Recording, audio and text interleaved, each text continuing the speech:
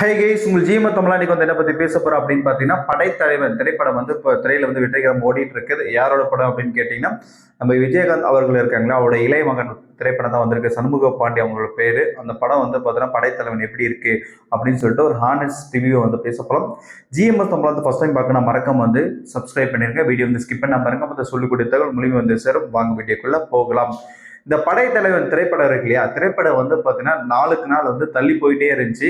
ஒருவேளை படம் வந்து நல்லா இல்லையோ, படம் வந்து ரொம்ப மோசமா இருக்கும் அப்படின்னு சொல்லிட்டு நம்ம எதிர்பார்த்துட்டு இருந்தோம். ஆனால் வந்து படம் வந்து திரைக்கந்து வந்து வெற்றிகரமாக ஓடிட்டு இருக்கு. இந்த திரைப்படம் வந்து எப்படி இருக்கு அப்படின்ற பத்தி 100% ஜென்யூனா வந்து பேச போலாம். திரைப்படம் வந்து பார்த்தீங்கன்னா கதை வந்து ரொம்ப சின்ன கதை, ஷார்ட் கதை. என்ன ஷார்ட்டாக சொல்லணும் அப்படின்னு பார்த்தீங்கன்னா, ஒரு அனிமலோட எப்படி வந்து பாசம் வந்து வச்சிருக்காங்க, அனிமலுக்கும் இதுக்கும் இந்த உறவு எப்படி நட்பு இருக்கு அப்படின்றத திரைப்படம். இந்த திரைப்படம் வந்து இப்போ ஒரு குமிக்கி படம் பார்த்துருப்பீங்களா, உங்களுக்கு புரிஞ்சிருக்கும். அதே சேம் கதாபாத்திரம் தான். ஆனால் வந்து கதை வந்து வேற ட்ரையாங்கல்ல போகுது. அது கும்கிக்கு அதுக்கு ஒரு பார்ட் 1 பார்ட் 2 அப்படின்லாம் கேட்டிங்கன்னா அது மாதிரிலாம் கிடையாது. இது வேற பார்ட்டு, அது வேற பார்ட் மாதிரி தான் இருக்கும். இந்த படத்தில் வந்து பார்த்தீங்கன்னா சண்முக பாண்டி வந்து பார்த்தீங்கன்னா ஹீரோவாக நடிச்சிருக்காங்க. இளையராஜா வந்து பார்த்தீங்கன்னா மியூசிக் போட்டிருக்காங்க. இந்த திரைப்படம் வந்து படைத்தலைவன் வந்து ஒரு மிகப்பெரிய ஒரு கம்பேக் கொடுப்பாரா அப்படின்னு சொல்லிட்டு, சண்முக பாண்டிங்க வந்து கொடுப்பாரா அப்படின்னு சொல்லிட்டு நிறைய பேர் எதிர்பார்த்துட்டு இருந்தாங்க. ஆனால் வந்து மிகப்பெரிய ஒரு கம்பேக் தான் கொடுப்பாரு அப்படின்ட்டு எதிர்பார்க்கலாம். இந்த திரைப்படத்தில் வந்து பார்த்தீங்கன்னா எப்படி இருக்கு, என்னென்ன காட்சிகள் வந்து நம்மளுக்கு வந்து நல்லா நல்லா ஃபேவரா இருக்கு அப்படின்னு பார்த்தீங்கன்னா, 2 நிமிஷம் வீடியோ வந்து கேப்டன் அவர்களை வந்து பார்த்தோன்னா இந்த சிஜி ஒர்க்கில் வந்து காட்டியிருக்காங்க. ஒரு பயங்கரமா இருக்கு, பயங்கர ஒரு ஒரு எஃபெக்டிவா இருக்கு. அந்த இடத்துல பார்க்கும்போது அந்த இடத்துல வந்து அந்த சிஜி ஒரு திரையில வந்து ஒரு கேப்டன் வந்து மறுபடியும் பார்க்கும்போது வந்து பார்த்தோன்னா மிகப்பெரிய ஒரு சந்தோஷத்துல ஆனந்த கண்ணீர்ல வந்து நிறைய பேர் அந்த இடத்துல அந்த ஹாலில் பார்த்தாங்க. ஒரு மிகப்பெரிய ஒரு வரவேற்கத்தக்கதாக இருந்துச்சு. அதுக்கப்புறம் இதில் வந்து பார்த்தோன்னா விஷுவல் வந்து சொல்லியாங்க எனக்கு. அந்த திரைப்படத்தில் விஷுவல் வந்து பார்த்தோன்னா சூப்பராக அல்டிமேட்டாக இருக்குது. ஸ்டோரி வந்து பயங்கரமாக இருக்குது. இதில் வந்து விஜயகாந்த் ஸ்பெஷலாக வந்து பார்த்தீங்கன்னா சொல்லணும் அப்படின்னு பார்த்தீங்கன்னா, விஜயகாந்த் அவர்கள் விஷுவல், அதுக்கப்புறம் story, screen play, story, acting சொல்லவே தேவையில்லை. ஆக்டிங் வந்து பார்த்தீங்கன்னா ரியலிட்டிக்காக வந்து சூப்பராக சண்முக பாண்டிய அவர்கள் நடிச்சிருக்கிறாங்க.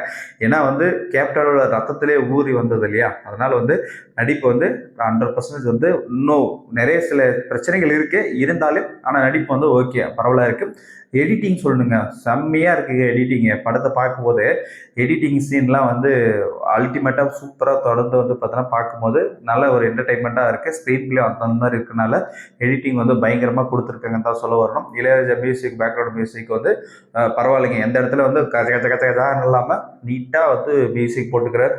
நல்லா ஒரு வரவேற்கத்தக்கது.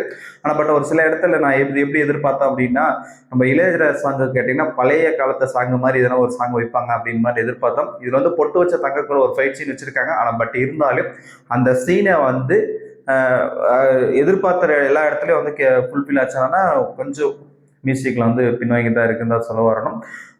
நம்ம ஆக மொத்தத்தில் வந்து ப்ளஸ் பாயிண்ட்டே வந்து சொல்லிட்டீங்களா. இது வந்து மைனஸ் பாயிண்ட் என்ன அப்படின்னு பார்த்தீங்கன்னா, மைனஸ் பாயிண்ட் வந்து ஒரு 5-6 மைனஸ் பாயிண்ட் இருக்கு. ஃபர்ஸ்ட் பாயிண்ட் கதையோட ஃபர்ஸ்ட் அப்பில் வந்து லென்த்தாக வந்து கொண்டு போகிறாங்க. அந்த லென்த்து வந்து இதுக்காக அந்த கதை அவ்வளோ லென்த்தை கொண்டு போகிறாங்க அப்படின்ற மாதிரி தெரியல.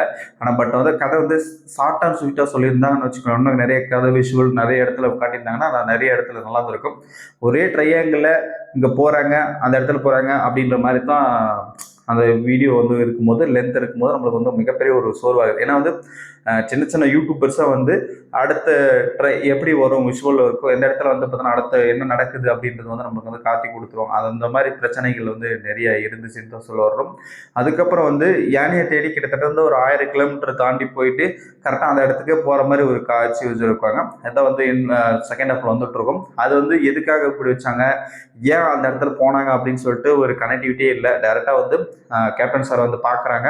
கேப்டன் சாரை பார்த்தோன்னா டைரெக்டாக ஒரு 1000 கிலோமீட்டர் தள்ளி போய் அங்கே பார்க்குறாங்க. அது வந்து ஒரு என்ன சொல்றது, ஒரு ஜோசியம் பண்ணுவாங்க அந்த மாதிரி போறதுனால எனக்கு கொஞ்சம் அந்த இடத்துல பிடிக்கல. ஆனால் வந்து அந்த கதையை வந்து எப்படி வெளிப்படுத்திருக்கலாம் அப்படின்னு சொன்னா, அதை வந்து தேடி, ஏன்னா அந்த யானை வந்து கடத்திட்டு போறாங்க. அந்த கடத்துல வந்து தேடும்போது வந்து அந்த சீன் வந்து கொஞ்சம் தேவையில்லாம அந்த சீன்களா வச்சிருக்காங்க. அது வந்து கரெக்டாக கொண்டு போயினாலும் நல்லா இருந்திருக்கும். ஆனால் வந்து ஒரு அனிமல்ஸ்குள்ள இன்ட்ரோ ஆகும்போது ஒரு கனெக்டிவிட்டியா இருக்கும்போது இந்த சீன் வந்து வச்சிருக்காங்க அப்படின்ற மாதிரி தான் எனக்கு தோணுது. அடுத்தது வந்து இந்த வில்லன் கேரக்டர் வந்து படத்துல வந்து எந்த அளவுக்கு முக்கியம்னு உங்களுக்கு எல்லாம் தெரிஞ்சிருக்கும். ஒரு ஹீரோ கேரக்டர் எந்த அளவுக்கு இருக்கோ வில்லன் கேரக்டர் அந்த அளவுக்கு இருந்தால் மட்டும்தான் கதையில வந்து கனெக்டிவிட்டி நல்லா இருக்கும் அப்படின்ற மாதிரி தான் தோணுது. ஆனா பட் வந்து வில்லன் வந்து கொண்டு வந்திருக்கிறாங்க. யாருன்னா கேஜிஎஃப் வில்லன் வந்து கொண்டு வந்திருக்காங்க. அந்த வில்லன் அந்த படத்துல ஒரு பயங்கர மாசான் ஒரு பயங்கர த்ரில்லரா அந்த வில்லனை வந்து இன்ட்ரடியூஸ் பண்ணாங்க.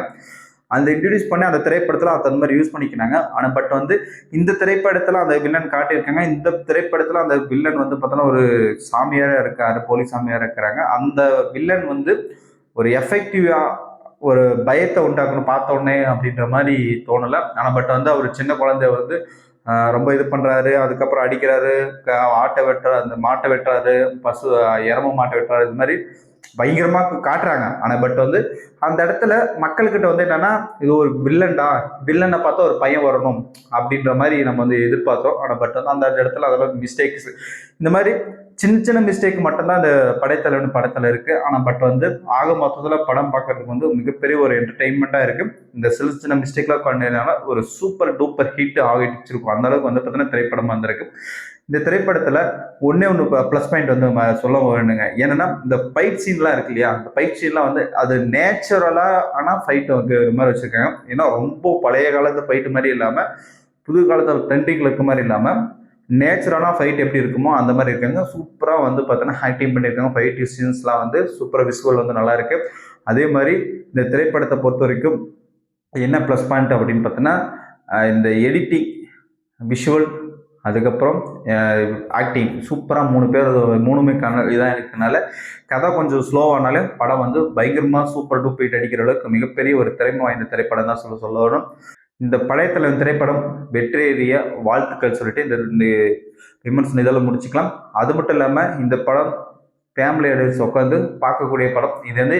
ஏன்னா இப்போ வரைக்கும் காலகட்டத்தில் என்னன்னா நிறைய போதை அந்த மாதிரி பழக்கங்கள் இருக்கக்கூடிய பழக்கங்கள், அதுக்கப்புறம் ரொம்ப தேவையில்லாம நெகட்டிவான இருக்கிற ரோல்ஸ் எல்லாம் நிறைய படங்கள் வந்து இந்த இடத்துல இப்போ ட்ரெண்டிங்ல இருக்கு. ஆனால் பட் ஆனால் அதெல்லாம் கதாபாத்திரத்தில் மொத்தமாக ஒழிச்சிட்டு ஒரு ஃபேமிலி ஆடியன்ஸாக உட்காந்து திரைப்படம் பார்க்குற திரைப்படமா அந்த திரைப்படம் படைத்தலைவன் வந்திருக்கு அப்படின்றது சொல்லிட்டு இந்த வீடியோ முடிச்சுக்கலாம். நெக்ஸ்ட் வந்து சந்திக்கலாம். பாய்.